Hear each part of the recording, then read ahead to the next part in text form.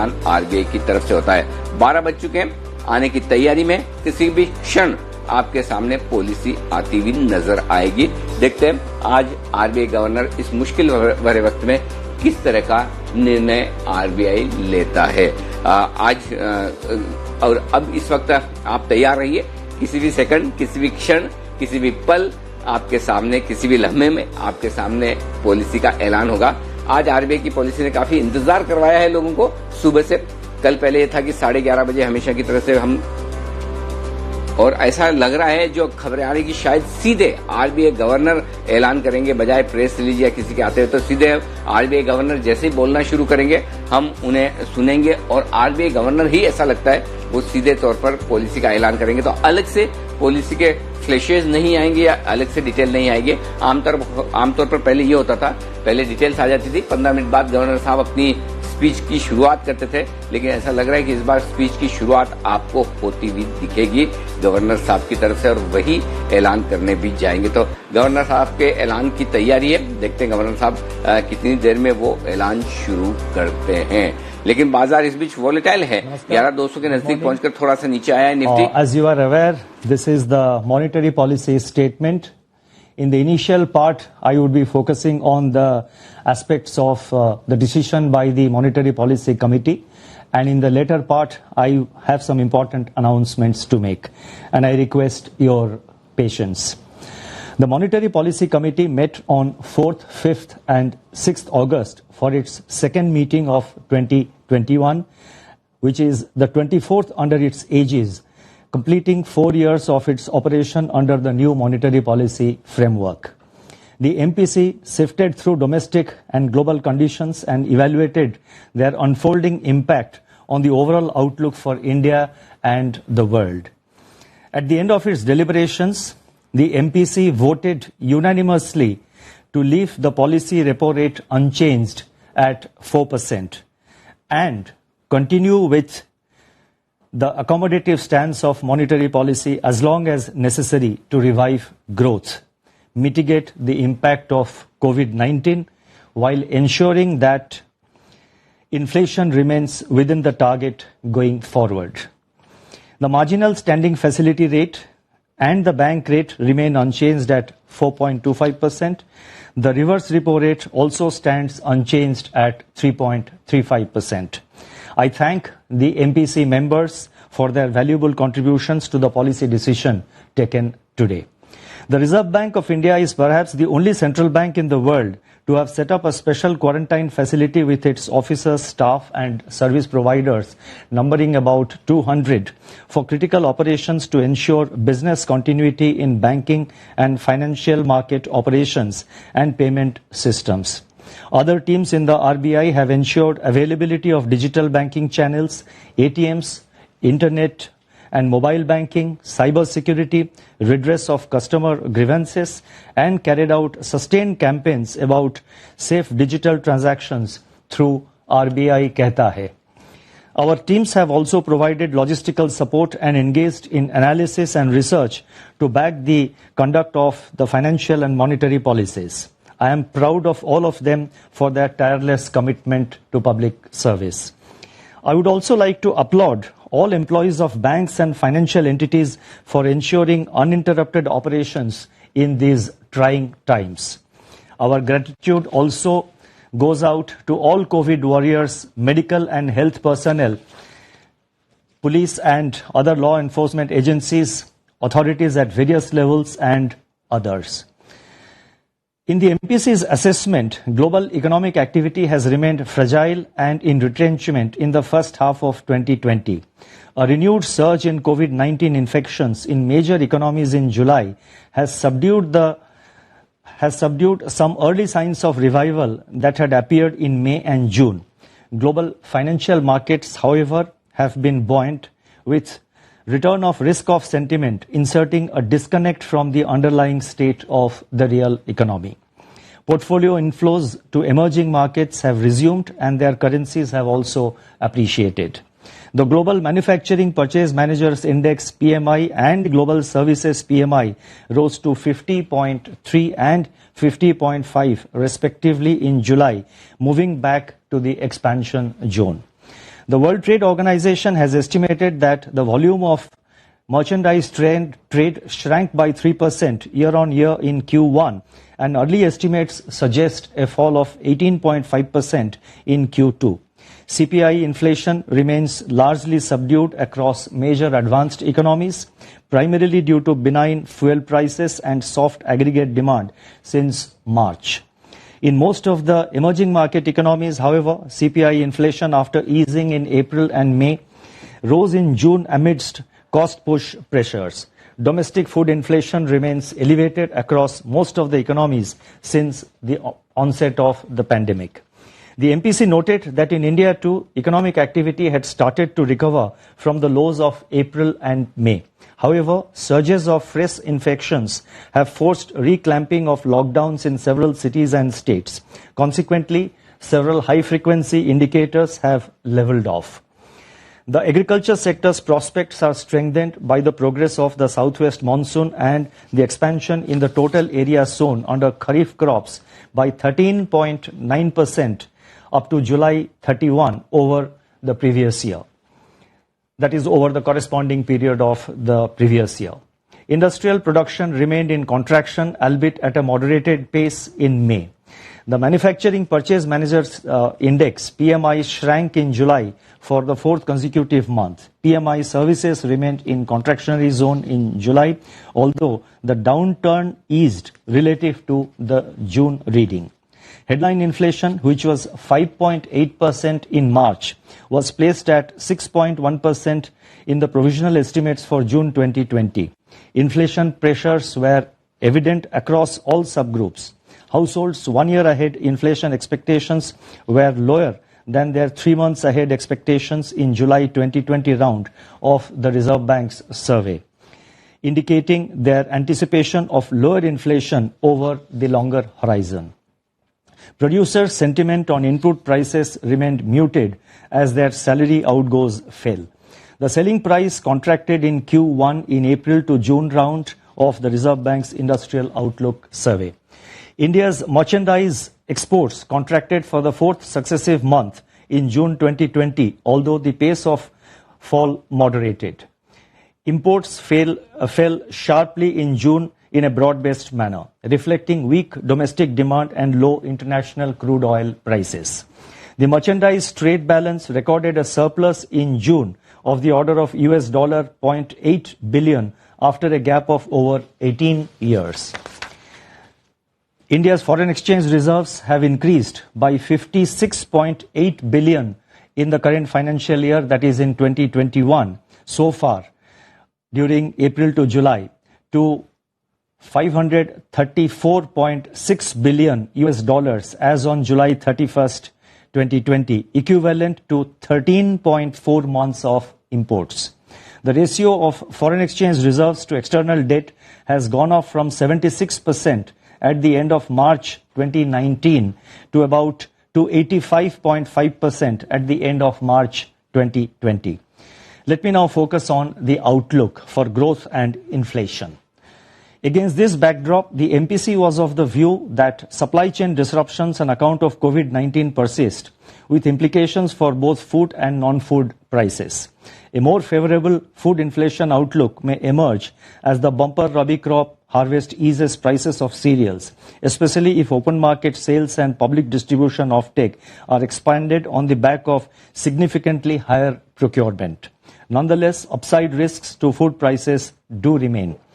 The abatement of price pressures in key vegetables is delayed and remains contingent upon normalization of supplies. Protein-based food items could also emerge as a pressure point. High domestic taxes on petroleum products have resulted in elevated domestic pump prices and will impart broad-based cost push pressures going forward. Taking into consideration all these factors, the MPC expects headline inflation to remain elevated in Q2 2021, but likely to ease in the second half, aided by favorable base effects. As regards The outlook for growth, the MPC noted that recovery in rural economy is expected to be robust, buoyed by the progress in Kharif sowing. Manufacturing firms expect domestic demand to recover gradually from Q2 and to sustain through Q1 21-22. On the other hand, consumer confidence turned more pessimistic in July relative to the preceding round of Reserve Bank's survey. External demand is expected to remain anemic under the weight of global recession and contraction in global trade. Taking into consideration the above factors, real GDP growth in the first half of the year is estimated to remain in the contraction zone. For the year 2021 as a whole, real GDP growth is also estimated to be negative. An early contraction, or rather an early containment of COVID-19 pandemic may impart an upside to the outlook. A more protracted spread of the pandemic, deviations from the forecast of a normal monsoon and global financial market volatility are the key downside risks. The MPC noted that in an environment of unprecedented stress, supporting recovery of the economy assumes primacy in the conduct of monetary policy. While the space for further monetary policy action is available, it is important to use it judiciously to maximize the beneficial effects on the underlying economy. At the same time, the MPC is conscious of its medium-term inflation target. The headline inflation prints of April and May 2020 are obscured by the spike in food prices and cost push pressures. Meanwhile, the cumulative reduction of 250 basis points is working its way through the economy, lowering interest rates in money, bond and credit markets and narrowing down the spreads. Given the uncertainty surrounding the inflation outlook and extremely weak state of the economy in the midst of an unprecedented shock from the ongoing pandemic, the MPC decided to keep the policy rate on hold while remaining watchful for a durable reduction in inflation to use the available space to support the revival of the economy. There are more details available in the MPC's resolution, which will be uploaded immediately after this statement is over. So I would encourage everyone to have a look at the resolution of the MPC, which contains even greater details. Living with the pandemic has improved the way we manage it. Working from home, virtual meetings and contactless transactions. Throughout this traumatic period, one thing has stood out: the indomitable spirit of humanity. The inner conviction that whatever be the challenge, we have the innate resilience to combat them, overcome them and emerge victorious. I continue to be an eternal optimist, and I feel Mahatma Gandhi should inspire us. And in Mahatma Gandhi's words, if our resolve is firm and our conviction clear, it would mean half the battle won, unquote. Let me now highlight, against this backdrop, I would like to highlight the impact of the monetary and liquidity measures so far taken by the Reserve Bank to mitigate the negative fallout of COVID-19. I thought it necessary to point out some of these aspects which are known, which are obviously available in the public domain.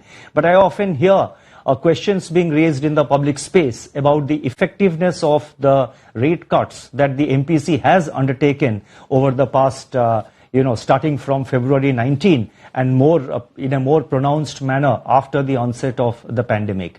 So I thought it is necessary that let me in brief highlight some of the impact in our assessment, the impact of the monetary and liquidity policy measures which have been undertaken by the Reserve Bank. It may be noted that transmission of the rate cuts by MPC would not have been possible to the extent achieved so far without creating comfortable liquidity conditions. The overriding objective was to prevent financial markets from freezing up, ensure normal functioning of financial intermediaries, ease the stress faced by households and businesses, and keep the lifeblood of finance flowing. This is achieved by infusing large amounts of liquidity in and out of the system through injections and absorptions through the LAF.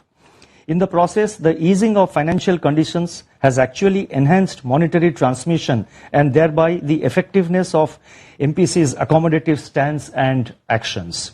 What is more, the injections of liquidity, including through open market operations, special operations for what we call the open market operations, then special operations by way of what we call Operation Twist, the LTROs, the TLTROs, and the forex interventions. They are being that, and this is very important to note, all this liquidity which are being injected into the market and which is there in the system, they are being fully sterilized by absorptions through the reverse repo, while preventing a seizure of money markets under extreme risk aversion and uncertainty. And this is a very important point, which I think I feel and all of us in RBI feel needs to be appreciated.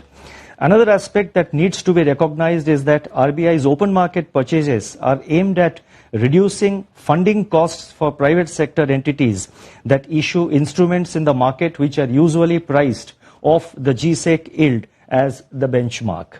In fact, it is worthwhile to see who is benefiting from the RBI's actions. Borrowing costs in financial markets have dropped to their lowest in a decade on the back of abundant liquidity. Interest rates on instruments like the 3-month treasury bill, commercial paper, and certificates of deposit have fully priced in the reduction in the policy rate and are in fact trading below the policy rate in the secondary market. Commercial papers of NBFCs have softened to 3.8% on July 31st. Rates have fallen to 3.4% on July 31st, 2020 for non-NBFC borrowers. So as you can see, the cost of borrowing for NBFC borrowers and non-NBFC borrowers have significantly come down. And the NBFC sector, which was in stress post-ILFS throughout, in the early part of 2019, have now access to funding at reasonable costs. With illiquidity premia dissipating under the impact of Operation Twist and TLTRO1 spreads of 3-year AAA rated corporate bonds over similar tenor securities have also declined from 76 basis points on March 26th to 50 basis points. So on March 26th, that is on March 27th, if you remember, we announced our first set of measures to deal with the onset of the pandemic, to deal with the COVID crisis. And that was on March 27th. So March 26th, the spread on AAA rated corporate bonds, and I'm referring to the 3-year AAA rated corporate bonds, it was 276 basis points over the GSEC of similar maturity. And that spread over GSEC of similar maturity has come down from 276 basis points from March 26th to 50 basis points on July 31st. A significant reduction indeed. And in fact, in all other categories, AA, whether it is AA plus or AA bonds, they have also considerably narrowed. Even the lowest investment grade bonds, that is BBB minus, spreads have also come down by 125 basis points as on July 31st. Lower borrowing costs have led to record primary issuance of corporate bonds of the order of rupees 2.09 lakh crore in the first quarter, that is April to June 2020-21. In particular, market financing conditions for NBFCs, which had become challenging, have largely stabilized in the wake of targeted policy measures undertaken by the Reserve Bank. Abundant liquidity has also supported other segments of financial markets. In particular, mutual funds have stabilized since the Franklin Templeton episode. Assets under the management of debt mutual funds have also recovered and significantly improved to 13.89 lakh crore as on July 31st, 2020. Monetary transmission has also improved considerably. The weighted average lending rate on fresh LUPI loans sanctioned by banks declined by 162 basis points during the period February 2019 to June 2020. I'm referring to February 2019 because that is when the accommodative stance of Reserve Bank's policy, monetary policy, and the liquidity injections, the whole cycle, and the accommodative stance and the rate cut cycle, it began in 2019. So between February 2019 to June 2020, the weighted average lending rate on fresh rupee loans sanctioned by banks, they have come down by 162 basis points, now of which 91 basis points transmission was witnessed during the month of March 2020 to June 2020. That is from March to June in the post-pandemic period. Now, let me now turn to announcing some additional measures.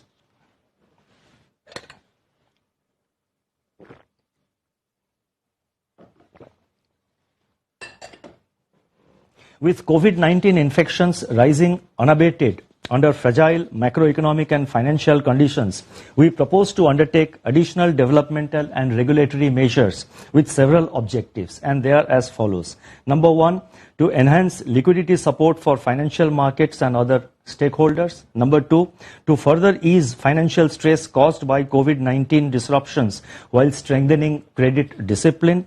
Number three, to improve the flow of credit. Number four, to deepen digital payment systems.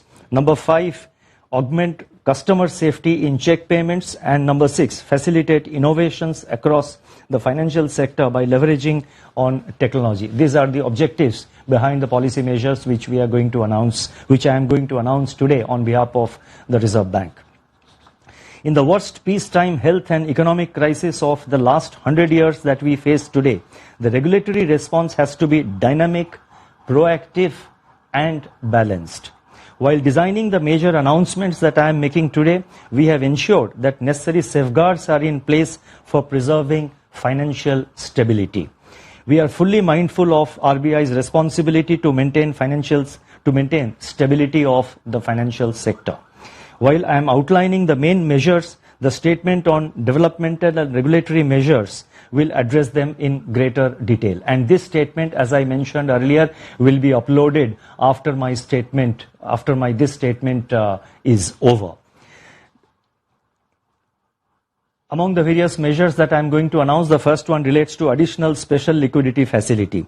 Additional special liquidity facility of rupees 10,000 crore will be provided at the policy repo rate to the NABARD and to the National Housing Bank. And this will consist of 5,000 crore to National Housing Bank, NHB, to shield the housing sector from liquidity disruptions and augment the flow of finance to the sector through housing finance companies. And it will also consist of 5,000 crore to the National Bank for Agriculture and Rural Development, that is NABARD, to ameliorate the stress being faced by smaller non-bank finance companies, NBFCs and macrofinance institutions in obtaining access to liquidity. The next announcement relates to resolution framework for COVID-19 related stress. The Prudential Framework on Resolution of Stressed Assets, dated June 7, 2019, provides a principle-based resolution framework for addressing borrower defaults. Any resolution plan implemented under the Prudential Framework which involves granting of any concession on account of financial difficulty of the borrower entails an asset classification downgrade, except when accompanied by a change in ownership subject to certain specified conditions. The disruptions caused by COVID-19 have led to heightened financial stress for borrowers across the board. A large number of firms that otherwise maintain a good track record under existing promoters face the challenge of their debt burden becoming disproportionate relative to their cash flow generation abilities. This can potentially impact their long-term viability and pose significant financial stability risks if it becomes widespread. Accordingly, it has been decided to provide a window under the June 7 Prudential Framework of the Reserve Bank, that is June 7 of 2019. Under that framework, it has been decided to provide a window to enable lenders to implement a resolution plan in respect of eligible corporate exposures without change in ownership, as well as in respect of personal loans, while classifying such exposures as standard assets subject to specified conditions. In the light of past experience with regard to use of regulatory forbearance, necessary safeguards have been incorporated, including prudent entry norms, clearly defined boundary conditions, specific binding covenants, independent validation, and strict post-implementation performance monitoring. The underlying theme of this resolution window is preservation of the soundness of the Indian banking sector. The Reserve Bank is also constituting an expert committee with the chairmanship of Shri K.V. Kamath, which will make recommendations to the RBI on the required financial parameters along with sector-specific benchmark ranges for such parameters to be factored into resolution plans. The expert committee shall also undertake a process validation of resolution plans for the borrower accounts above a specified threshold. The details of the resolution framework is spelled out in Part B of the MPC resolution and in the relevant circular, both of which will be issued immediately after this press statement. The next announcement, that is the third one, relates to restructuring of MSME debt. A restructuring framework for MSMEs that were in default but standard as on January 1st, 2020 is already in place. The scheme has provided relief to large number of MSMEs. With COVID-19 continuing to disrupt normal functioning and cash flows, the stress in the MSME sector has got accentuated, warranting further support. Accordingly, it has been decided that stressed MSME borrowers will be made eligible for restructuring their debt under the existing framework, provided their accounts with the concerned lender were classified as standard as on March 1st, 2020. This restructuring will have to be implemented by 31st March 2021. The fourth announcement relates to advances against gold ornaments and jewelry. As per extant guidelines, loans sanctioned by banks against pledge of gold ornaments and jewelry for non-agricultural purposes should not exceed 75% of the value of gold ornaments and jewelry. With a view to mitigating the impact of COVID-19 on households, it has been decided to increase the permissible loan to value, what they call LTV ratio, for such loans to 90%. This relaxation shall be available till 31st March 2021. The fifth announcement relates to banks' investment in debt mutual funds and debt exchange traded funds, capital charge for market risk. As per RBI's extant Basel III guidelines, if a bank holds a debt instrument directly, it would have to allocate lower capital as compared to holding the same debt instrument through a mutual fund or exchange traded fund. It has been decided to harmonize the differential treatment existing currently. This will result in substantial capital saving for the banks, and it is also expected to give a boost to the corporate bond market. Number 6. We have a review of priority sector lending guidelines. With a view to aligning the guidelines with emerging national priorities and bring sharper focus on inclusive development, the priority sector lending guidelines have also been reviewed. An incentive framework is now being put in place for banks to address the regional disparities in the flow of priority sector credit. Now, this has been visible for quite some time. Most of priority sector lending gets concentrated in certain areas, and whereas there are several other states where the priority sector lending is not what it should be. So therefore, what we have decided is that while higher weightage will be assigned for incremental priority sector credit in the identified districts having lower credit flow, a lower weightage would be assigned in identified districts where the credit flow is comparatively higher.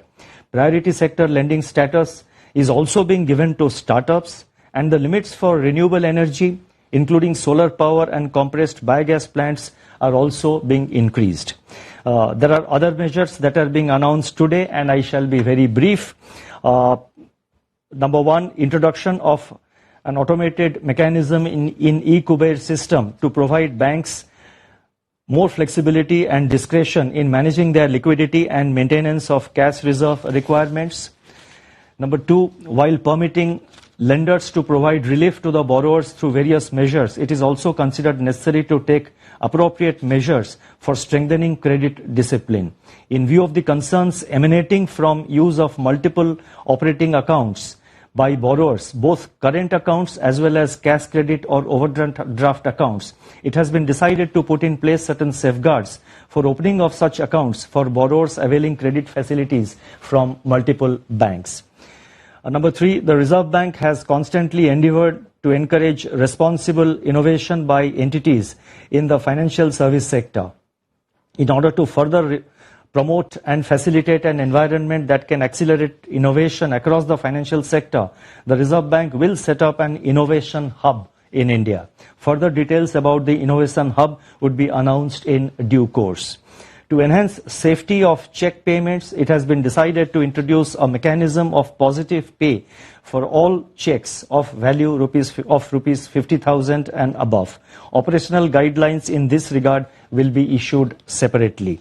And finally, a scheme of retail payments in offline mode using cards and mobile devices and a system of online dispute resolution mechanism for digital payments will also be introduced.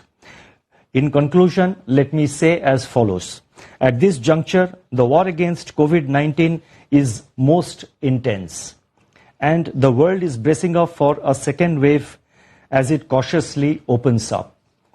The pandemic poses a challenge of epic proportions, but our collective efforts, intrepid choices, innovations, and true grit will eventually take us to victory. As Mahatma Gandhi had said, patience and perseverance, if we have them, overcome mountains of difficulties, unquote. The challenges of today will only strengthen our resilience and self-belief. We shall remain alert and watchful and collectively do whatever is necessary to revive the economy and preserve financial stability. Courage and conviction will conquer COVID-19. Thank you very much. तो ये था RBI governor Shaktikanta दास, जिन्होंने कहा कि RBI ने इस बार policy में किसी तरह का कोई बदलाव नहीं किया और एक मत से एमपीसी के सारे सदस्यों ने कहा है कि इस बार ब्याज दरें नहीं घटाई जाए। लेकिन बाकी कोई बड़ा ऐलान इस वक्त आरबीआई की तरफ से आता हुआ नहीं दिखा जिससे कि बाजार बहुत खुश हो या बहुत नाराज हो। लेकिन हाँ, दिन के उच्चतम स्तरों की तरफ बाजार आते हुए दिखे, इसका मतलब साफ है कि पॉलिसी से किसी तरह का कोई झटका नहीं लगा है, कोई खराब बात नहीं आई है, ये एक बात साफ नजर आ रही है। आइए पॉलिसी को विस्तार से समझते हैं और गवर्नर साहब की भाषा और उनकी बात करने के हाव भाव से आगे क्या मतलब निकाले जाए, उनके शब्दों का क्या अर्थ होना चाहिए आपके, हमारे और बाजार के लिए, ये जानने समझने की कोशिश करते हैं। हमारे साथ है एक्सपर्ट्स का पूरा पैनल और सबसे पहले प्रदीप सर आप ही के पास आना चाहता हूं। गवर्नर साहब की पॉलिसी से आप क्या मतलब निकालते हैं?